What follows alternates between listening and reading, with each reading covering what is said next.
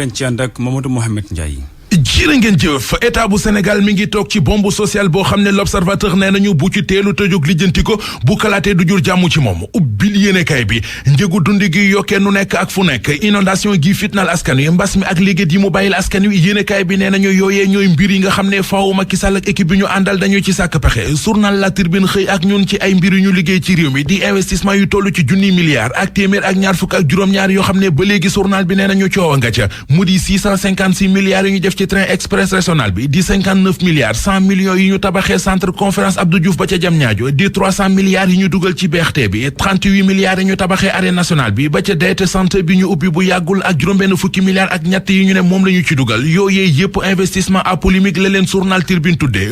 mburu tuddub dëkk bii di Casamance Walf Quotidien mi ngi ñuy xamal ne sagara nga fay xeeñ lu ñeel construction boucle des Kanoulayes mooy coow li ba léegi ne marché la boo xam ne dafa am ay njuuj njaaj entreprise Ecotra te waa ji di Abdoulaye Sylla moom ko moomoon marché bi ñu foqarte marché ba ca moom jox ko entreprise chinois sën ya ca Casamance ne woon du ca dal defoon ay manifesté yu rëy ndax nee nañu xel xalaatul ñuy liggéey ak chinois yi duñu ci gis seen bopp chinois yi dañ leen di exploité dañ leen di toroxal di leen jaamloo ba coow la jollee ci la chinois yi dajale woon seeni bagages daw génn dëkk ba ñoom chinois yooyee ñu fa dàqe woon nag Walf Quotidien nee nañu ñoo ngi wax ne am nay nit yu def seeni pexe ngir delloo si waat leen ci dëkk ba joxaat leen travaux ya ba am na ñu leen wax ne construction boucle de Kanoulayes bu ko chinois yi liggéeyee bakkan dana rot ca Casamance te jeunes yu bari danañu fa doxe ñàkk seen emploi des jeunes mbënd mi gestion mbas mi ak yokk gi ñuy wax ci njëgu dund gi Sud Quotidien nee nañu yii mooy bilan yi leeral ëllëgu Benno Bokk Yaakaar ci élection locale yi ñu dëdmal ndax ñoom waa Benno Bokk Yaakaar seen bëgg-bëgg moo di gagner élection yi ak ndam lu rëy waaye li leen di àtte seen digg ak askan wi mi ngi aju ci ni ñu gérer demande sociale bi lépp ca bilan ba lay doon xibaar bi ci xët mu njëkku Libération ku xëy yam ci li ngay njëkk a laaj moo di lii lu mu doon ubbil yéenekaay bi ay station pompage yu ñu waroon a def ca Kër Massar ngir ndoxum taw mi yëkkati woon $1 milliard ak juróom-ñetti téeméeri million def ca jël marché ba joxoon comme entreprise bu ñu naan saye depuis le 18 mai 2021 waaye ba bërkaati démb yéenekaay bi nee nañu entreprise bi ñu joxoon marché ba di saye ci ñaar fukki électromotopompe ak juróom-ñaar yi mu waroon a joxe ñaar kott la ñu fa installé te sax far benn bi doxul entreprise bi di Yuanda International encaissé na 838 millions te ba léegi mënul fexe ba livrer tuyau de refoulement yépp juróom-ñaari milliards ak genn wàll libé nee nañu def nañu ko ci ay travaux yoo xam ne ba léegi pareegul building administratif bi doon tàkk démb moom la Vox Populi xëyee xamal ñu ne 10e étage ba moo doon tàkk doonte teel nañu ko fay sax terewul ba saxaar sa jolle tiitaange bari woon na ca taax ma la sooke lakk ga journal bi nañu mi ngi tukkee ci entreprise bi doon defaraat façade ba Le Quotidien nañu saxaar su bari suñu gis démb mu doon sël-sëli di génne ca taax ma ñu bari ba ñu ko séenee bari na ay laaj yu doon daw ci seen bopp li tax moo di building administratif ba dugal nañu ci daanaka lu jege ñeent fukki milliards ngir defaraat ko marché ba it coow bari woon na ci anam yi ñu ko joxee jox Lat Diop maire bu Golfe Sud Vox Populi nee nañu waa Golfe Sud ci la ñu taxaw temm ñi ñuy wooye les forces vives de Golfe Sud te ñu tënku ci mouvement pour l'émergence de Golfe Sud ñoo xam ne démb ne taxaw nañu temm ci jàppale directeur général bu LONASE di Lat Diop ngir mu doon maire bu Golfe Sud moom la ñu wóolu moo leen doy moom la ñu def seen candidat dem nañu it bay xam le ne ci juróomi at yi ñu génn mennam Lat Diop rek mooy politicien bi leen fulal faydaal leen ba jot a gisee ak ñoom les forces vives bu commune bu Golfe Sud ki wax ci seen tur di El Hadji Amadou Fall mi ngi wax ci Vox Populi ne am nañu yàqin lu wér péng ci ne Lat Diop rek mooy ki leen mën a jàppale ba la ñu bëgg a liggéey ci commune bu Golfe Sud ak ni ñu ko bëgg a liggéeyee ñu matal ko ñu ñoqali ba ci journal L'As coupe du monde beach soccer ba ñuy amal ci Russie moom la yéenekaay bi xëyee ba xëy xamal ñu ne gayndey Sénégal ya fa nekk def nañu jaloore ju rëy démb ci Russie qualifié nañu ca demi-finale yi Brésil la ñu dóor ca quart de finale yi juróomi bal ci ñeent record yéenekaay nañu ponkal dëgg la ñu daan ponkal dëgg la ñu génnee ci compétition bi ne Brésil du cooma ci beach soccer ndax gagné na ko fukki yoon ak ñeent stade yéenekaay ne ko ndax yàlla ñu yegg ca carré d'as ba NSIA santé bu Ndakaaru daal mer ba futtu ne faw mu def ni nu mel te sax jamono jile tey ci ajuma jile am na ab soxna bokk ci République des valeurs bu Thierno Alassane Sall bu ñu daal di convoqué ci ajuma jile douane bëgg a yees la di yëf yi fexe nag ba am lay projet am dafa sax jël dogal daal jël ci téeméer boo jël ñett ci yenn produit yu jóge biti réew di la ñu dundee UNAC waa yeesal nag daf koy naqarlu ne nag loolee bu amee dafay jur njeexital ci njëgu dund gi commerçant yi nag ne daal ñàkk waxtaan moo waral lii yëpp ñu koy rek naqarlu ci ñii di waa douane lu mu néew téeméer ak juróom benn fukk ak ñaar ci ay doomi aadama lañ teg loxo waaye itam lu mu néew ñaari téeméeri woto ak ñaar fukki moto yi lañ yóbbu foofu ca fourrière lu mu néew tamit benn million suñu koppar lañ yóbbu ca caisse trésor public lii mooy bilan bu duppee ci opération bu jëm ci karange ci mim réew police ak gendarmerie ñoom ñoo ko daal di amal foofu ca région bu Diourbel ñaaxal pàcc xibaar tàggat yaram ak yéene kay ci technique bi Abdou Thiam may sa may ci digital ba salaamaaleykum.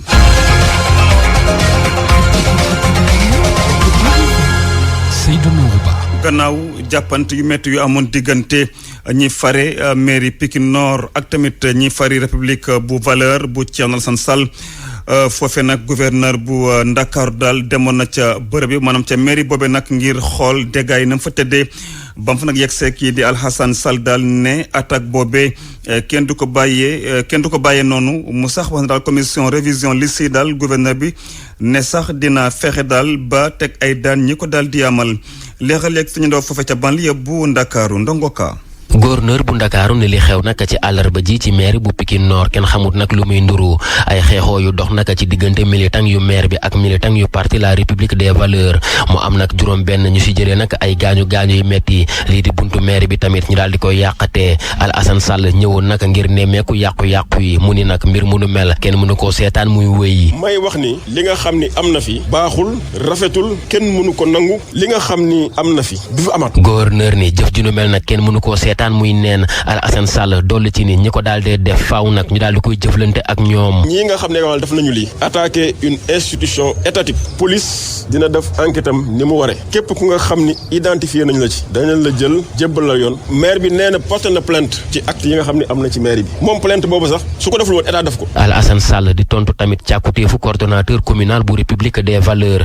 Lamine Gueye bëgg nag lii di commission administrative bi ñu sanc nag ci maire bi ñu daal di koy toxal. su fekkee ni ñiy jëf ji génne fi commission bi moo leen tax a jóg nañu xam ni c'est une entreprise vouée à l'échec commission bi tant que mi ngi liggéey di teg liggéey bi yoon bi mu ko teg du bouger fii maître du fii du beneen commune. gouverneur tamit boole ci di artu ñi nga xamante ni dañoo am xalaat song nag lii di commission administrative yi. képp ku nga xam ni ñëw nga fa pour semer fa trouble di nga ko réccu ndax dinañu def ci yow li ñu war a def ci yow teg la ci loxo yi ñu la war a teg à bon entendeur salut. commissaire police bu Pikine mel ni tamit waratul yàgg ngir mu tàmbali audition yi ndax ñi nga ñuy xamal ni am na militante bu RV bu war a wujji nag ci aljuma ji ci ab convocation bu mu daal dee jot niki alxamis ji ci ngoon Ndonga Ka Pikine Nord rajo Futur Media. ak RFM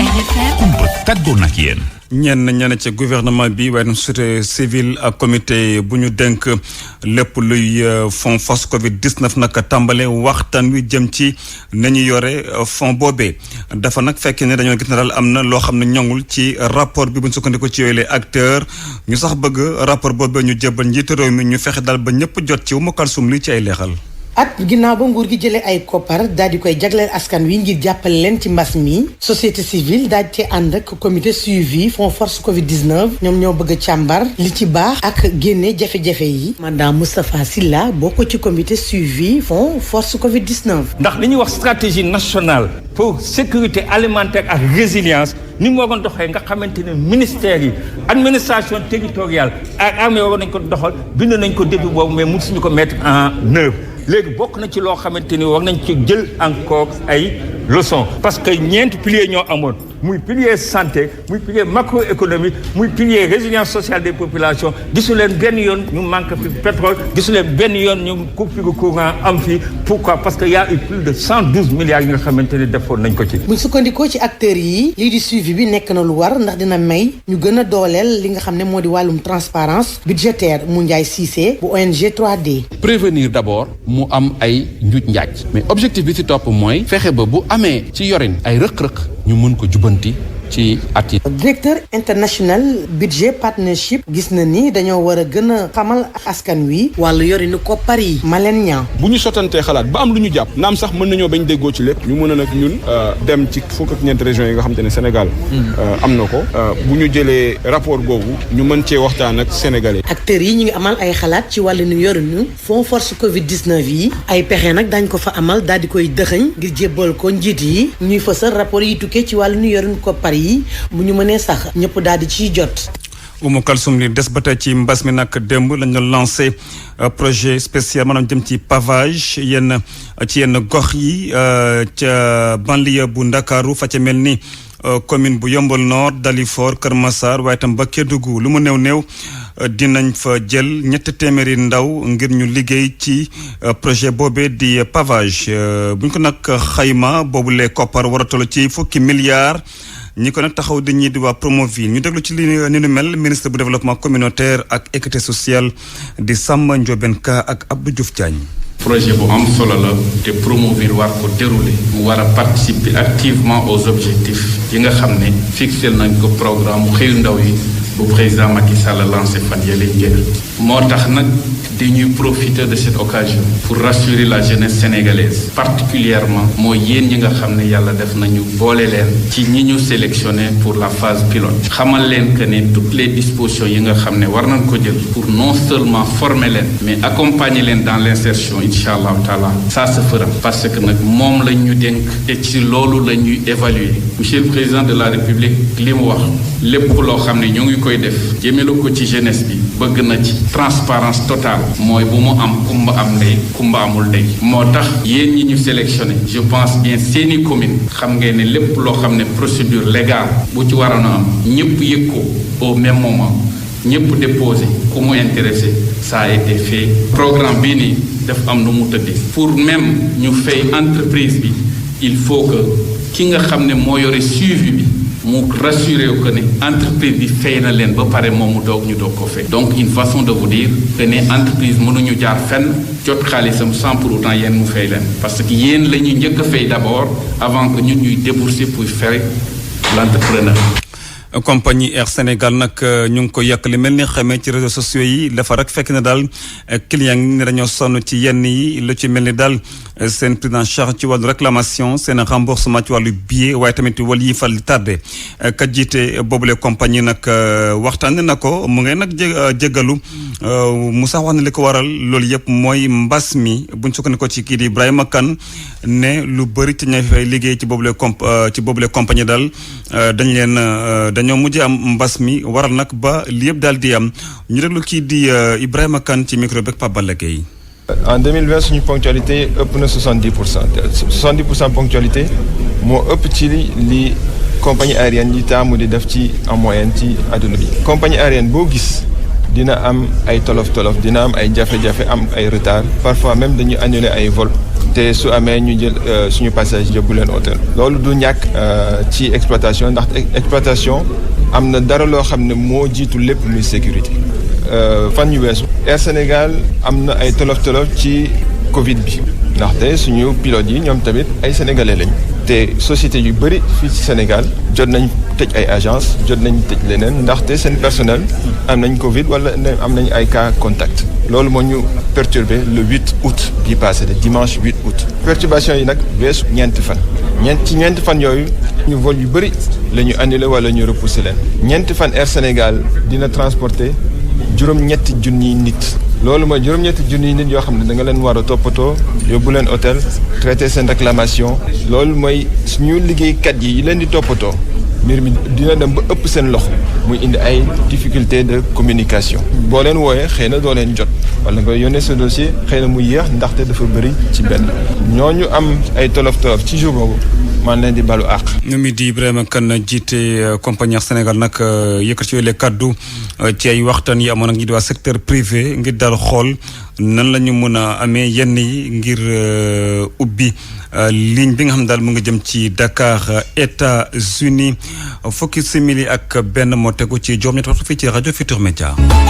pour man RFM mooy rajo bi gaaw ci xibaar yu wóor. RFM xibaar yu wóor te wóor.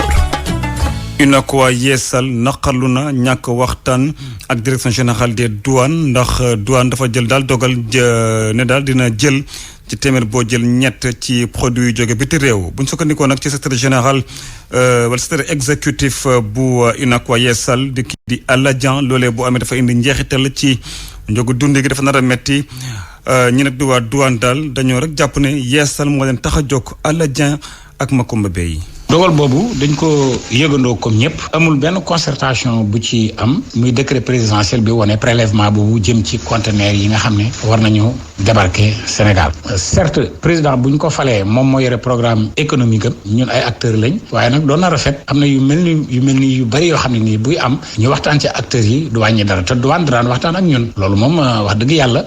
te gëj naa am waaye lii dañu xëy rek dégg ko maintenant nag loolu taxe la wala impôt bu bees wala surtaxe wala droit de dédouanement bu yokku wax nañ ne 3% la loolu nag dana yokk ci njëg yi te nag situation réew mi fi mu toll ak mbas mi ak njëg yi yokku barki dem ñu yokkaat ci ci lii loo xam ne nii day répercuté waat ci produit bi ñu war a jaayaat dana yokk njëg yi kon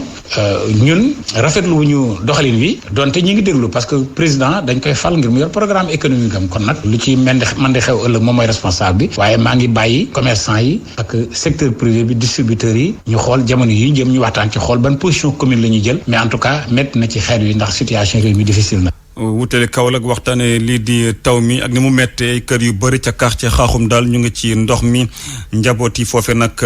amuñu choix ci ay néeg yu fees dell ak ndox la ñu fanaan ñu nag jàpp ne liggéey yañ fa tàmbale njëriñagul dara ci seen gox boobee ñu ne dañoo sonn ñu ci nag ut ndimbal leexal yeeg suñu ndaw foofe ca Kaolack Pape Mbaye Diaw. juróom fukk ak ñetti millimètres yi nga xamante ni nag daf koo taw quartier bi ñuy wax Xaaxum fii ci Kaolack nag foofu ay kër yu bëri ñoom ñu ngi ci ndox mi Fatou Diouf moom néegam dafa fees dell ak ndox ñu fekk ko muy fexe nu mu def ba ndox mi génn ci néeg bi ndaw si dina xamal rek jafe-jafe yi nga xamante ni moom la ñuy nekkee saa yu nawet jotee. moom gis nga néeg bi ni mu mel yépp ndox la ci suba ba tey maa ngi war a jaayi mënumaa jaayi te su ma jaayee ci laay dundal suma njaboot gi nekk nag di tànq di wàññi su wàññee ko ma dem liggéey ndox mi nag moom canal bi moom xanaa su paree du mel nii xanaa mais métti na trop nag fu métti yam ndax nga xëy war a liggéey indi dundal sa njaboot xëy toog fii ba heure bi métti na de fii yëpp mu ngi fees dell sama xale yi jógaguñ ci lal bi lañ dankale ko ñun ñëpp. ci geneen kër gi it loolu lan fa nemmeeku njaboot gi ci néeg yu fees dell yeeg ndox mi ci la ñuy fanaan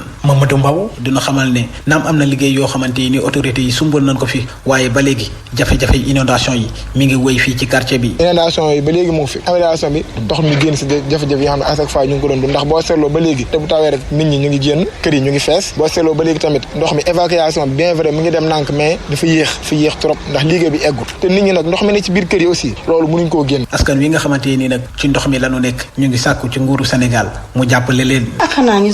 dimbale ñu si rek lu ñu ci waaye wane dimbale rek ngeen dimbale ñu sonn nañ trop waaw ñun waa Xaaxum daal bu nawet jotee moom coono bi la ñuy dund ku lu Xaaxum nag ku fi nekk rek yaa ngi ci coono. te nit ñi nag ndox mi ne ci biir kër yi aussi loolu mënuñ koo génne donc ay moto pompe yi nga xam ne moom mooy moto pompe yu am doole moo ko mën a génne ci kër yi mën ko jàllale ci bassin bi ba waa kër googu mën a am fuñ tëdd. ci quartier boobu ci Xaaxum nag kër yu bëri seeni borom dañ koo abandonné lu ëpp ay at te lenn waralu ko rek lu dul inondation yi. RFM Kaolack Pape Mbaye Diaw. ca Matam naka noonu la yëf yi demee taw moo leen sonal kër yu bëri ña nga ca ndox mi naam sax taw mi dakkal na am na tey ay yu bës waaye terewul daal gox yu bëri ñoo ngay sonn ba tey waaye nag bu ñu sukkandiku ci préfet bu Matam ci nag jamono ji nañ ko waxte dee nag saafara moom mënagul am naam sax daal gis nañ ne lépp lu jëm ci wàllu réseau am na yenn gox yoo xam ne daal ca gox ba foofe ca Matam daanaka ndox ma jóge na fa ali ban dañaa ci ay leexal. donte asamaan si taxawandi na ci taw yu bëri yu am doole yi fi doon wàcc ci nawetu ren gii ba léegi yenn ci pàcc ci Matam ñu ngi ci biir ndox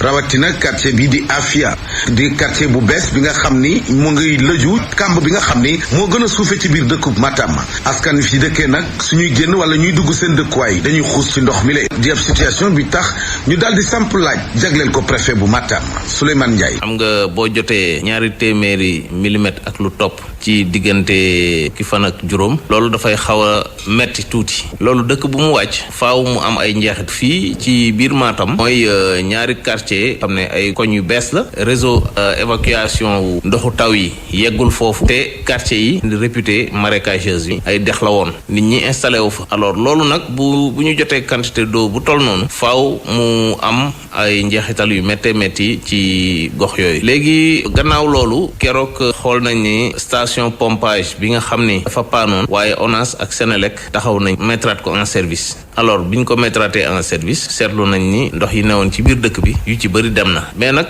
pour quartier yu bees yooyu ma la wax léegi xam naa ni solution bi du gaaw léegi parce que solution bi mooy ñu def extension réseau bi. donte ay njaboot ñu ngi loru ci ndoxum taw mi waaye li jar a wax ren moo di askan Matam daanaka pàcc bu gën a mag ci dëkk bi nooyi nañu ren bu baax a baax ndaxte nag ce réseau d'assainissement te njiitu réew mi inauguré ko ci juin bi ñu génn tax na ba ndox yooyu doon taa moom jeex na ci biir dëkk bi léegi mu nekkoon sa naataango Ali Bandel ñaa fii ci doonu Matam.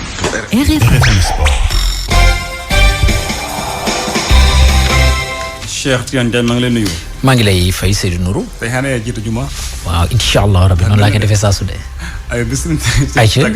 dal di ko doore ko wàllu football ba yëg nga ni Aliou Cissé di sélectionneur national bu équipe nationale bu Sénégal tey jii dana amal jëno ak way taskatu xibaar yi ci bu 10h jotee cooteel teeru bi ngir fas yéene siiwal liste joueurs yi nga xamante daal ñoom la tabb ngir ñu teewal Sénégal ci ñaari jongante yi nga xamante moo nekk seen kanam ñeel lii di qualification coupe du monde Qatar 2022 premier match bi nag Sénégal dina ko amal benn fan ci weeru septembre ci stade Lat Dior bu Thiès mooy seen digg ak ñi di waa Togo ba ca des nag dañ ko daal di amal ca Brazzaville juróom-benn fan ba tey ci weer wi seen digg ak ñi di waa Congo. bu loolu weesoo ñu daal di waxtaanee wàllu beach soccer taxaw ci gaynde yi nga xam ne ñoom ñooy yëngu ci football tefes gi ñoom nag daal di nañoo qualifié ci wàllu demi-finale gannaaw ba ñu amee ndam démb ci quart de finale go doon dox seen digg ak ñi di waa Brésil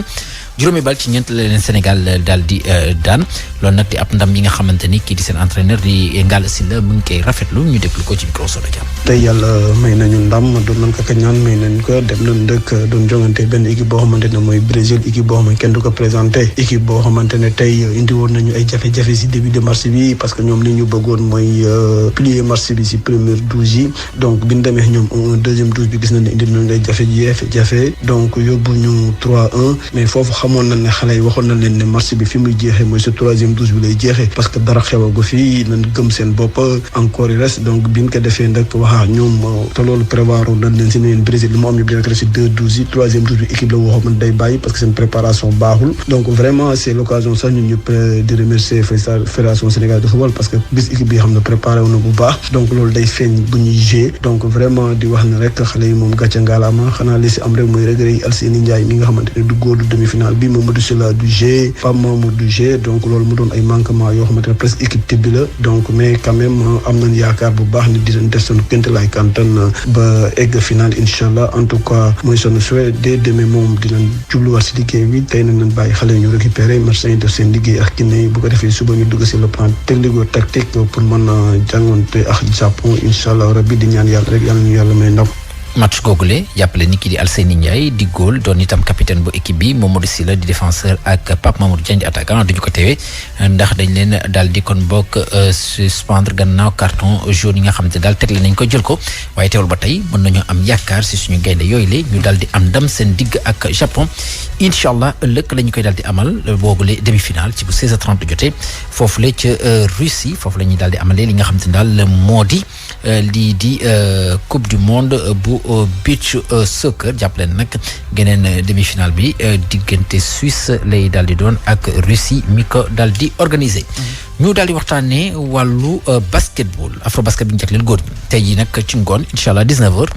ci la Sénégal di amal ñaareelu jongante moom ci bile tournoi seen digg ak ñi di waa Sud Soudan lay daal di doon fàttali nag suñu gaynde yi ci ndorteel gi de tournoi dal nañu am ndam du yaa seen digg ak ñi di waa Uganda mbébét bi nag mooy fexe ba am ndam tey jii seen digg ak ñi nga xam te ne ñoo di waa Sud Soudan ngir mën a gën a dëgëral seen taxawaay ci place bu njëkk bi ci googule poule ni ki démb Rwanda moom dal dina am ndam moom mi ngi ko organisé ñaareelu ndamam digganteem ak ñi di waa Angola la woon démb Rwanda daal di ko daan 71-68 fàttali na équipe Rwanda googule ka leen di tàggat doomu Sénégal la doonoon itam entraîneur bu équipe nationale bu Sénégal ci wàllu góor ñi ak jigéen ñëpp moo di Cheikh Sarr net liggéey ak Malal Junior Diagne. ci bile ambiance la équipe nationale bu Rwanda doore Angola ci jongante bu taroon lool diggante ñaari réew yi xale yi Cheikh Sarr yi di tàggat indil mbégte mu rëy ñii di waa Rwanda gannaaw ba ñu daanee Angola bokk ci équipe yi gën a am palmarès ci Afrique yii Rwandais ñu dajee ak ñoom ba jongante ba jeexee ca Kigali Arena. tuje abanyarwanda bose bakunda ikipe ya basketball ndabifuriza kuzatsinda. I'm feeling very well. I'm appreciating our team. They play well and they finish the game with 3 points. That is very appreciated. Yeah, it will win because we are home. They have fans. We are here to support them. Rwanda daal di jiitu nag si poulam am 4 points nam nag waajal war a dox diggante Rwanda ak équipe bu Cap-Vert. si aljuma ji nag équipe nationale bu Sénégal mooy wàccaat si parquet bu Kigali Arena ngir seen ñaareel bi jongante ci ngoon si la nar a doon ñoom ak waa République bu Sud Soudan. gayndek Sénégal yooyu sax jota sañoo tàggatu ci alxames yi ci ngoon ngir yeesalaat seen ay pexe laata nuy sóobu ci jongante bi Kigali Malal Junior Diagne Radio Futur Média. kon bokk mi ngi noonu sama waa ji koy Kami sama xarit. Diana waaw jeex na tàkk. jaajëf rajo askan wi. xibaaru ñeel caal dañ ci ànd ak El Hadj Ndate Diop. dal leen ak jàmm commune bu Pout nekk ci région bu Thiès dina dalal ci njeexitaluk ay bés bi di maanaam ci week-end bi ab exposition d'art islamique tem wa nag di xët wa ñu duppee ko basmala bokk na ca la tax a jóg booba projet dajale ay koppar ngir yeesalaat jumaa ju mag ja nekk ca Pout lu jege juróom fukki tableau d'art daañu ko fi gaaral ci diirub ñaari ay bés. Ana Rocha. gulet ñu war a amal xew-xew ci wàllu aada bu mel nii ca Pout gox bi bokk ci diwaanu Thiès dina dalal dimanche bi benn exposition bu ñu jegleel art islamique kii taxawal li ni mel nag di doomu Pout dëkk ay at ngi nii ca Bamako ca réewu Mali Babacar Samb Diène lay wuyoo. waaw exposition bi ñuy def ñu ngi koy def ci basmala nga xam ne mooy bismillahi rahmaani rahim fas yéene ko def ci jumaa ju mag ci nekk Pout ngir mën cee jaay loo xam ne dinañ ci mën a jàppale ñi nga xam ne ñoo yëngatu ci liggéey bi nga xam ne dafa mag daanaka noppi woon ci liggéey bi ci biir ñu ne woon nag dañ ciy def suñuy tableau woo ay nit yoo xam ne mën nañ cee jàpp ngir bu ñu jaayee tableau yi ñu mën cee jël lu am solo ngir mën a bokk dëgg-dëgg ci liggéey bi. exposition bi le dina doon itam occasion ngir askanu Pout gën a miin lii di art bi bu ñu sukkandikoo ci artiste plasticien bi nekk itam professeur d'art plastique. nga xam ne jumaa am na solo ci suñu dundin léegi fexe tamit jumaa ji am beneen kanam ci bésu exposition boo nga xam dañ ci woo waa Sénégal di ci woo surtout doomi Pout fu waaye mën a nekk ci àdduna bi ngir ñu fexe seetaan exposition yi ku mën a jënd yàlla jàppale la nga jënd si tableau yi. lu tollook juróom fukk ci ay œuvre d'art ñu fas yéene ko exposé diiroog ñaari semaine ci biir mosquée bu mag bu Pout dinañ fa gis lu jëm ci wàllu peinture ci wàllu calligraphie wala crayonnage. décret d'application bu soxal sécurité sociale bu artistes yi dana génn fii ak trimestre bu njëkk ci at mi nga xam ni moom la ñu jëm ka ko xamle di directrice des arts Khoudia Diagne moom muy xamle ni jëwriñ ji ñu dénk lépp lu jëm ci wàllu aada ak cosaan mi ngi def kamtalaayu kàttanam gannaaw ba ñu adopté boobu loi ca pencum ndaw réew mi Khoudia Diagne lañ ciy déglu. décembre 2020 la ñu ko voté ñu ngi xaar tey président de la république mu promulguer loi bi mais xaaruñu ndaxte xam nañ ne bu loi bi buñ ko promulguer rek war nañoo mën a proposer texte yi donc dañu parallèlement ñu ngi lëkkaloo ak ay juristes lëkkaloo ak acteurs culturels yi pour mën a avancer ci texte yooyu ñu wax sànq bi ñu toogee ci suñu biir waxtaan ndax amaat nañu yeneen ñaari rencontre après vote loi bi dañu gis ne que li ci gën a jafe mooy texte bi nga xamante ne dafay wax ci kaaraange acteurs culturels yi wax seen ci ay retraite maanaam parce que li ci gën a difficile mooy wax kanay artiste te xam ne kuy waxanteeg société yi nga xam ne ñoom ñooy liggéey lépp luy sécurité sociale il faut que nga mën a wax ne tey kat ñaata nit laa leen andil pour ngeen mën leen jël en charge donc liggéey boobu moo xaw a jafe ci li ñuy liggéey. seen mbébét mooy fexe ba loolu yëpp antu fi lekk kañ. waaw man maa ngi fàttaleku ne dañu waxoon nekk bi may soog a egsi ne bëgg naa fii ak fin d'année bi mën a nekk. mais tamit réalité balaa nga koy xam nga nekk ci yëf yi gëm naa ne que dinañ ko pousse tuuti ba ci premier trimestre.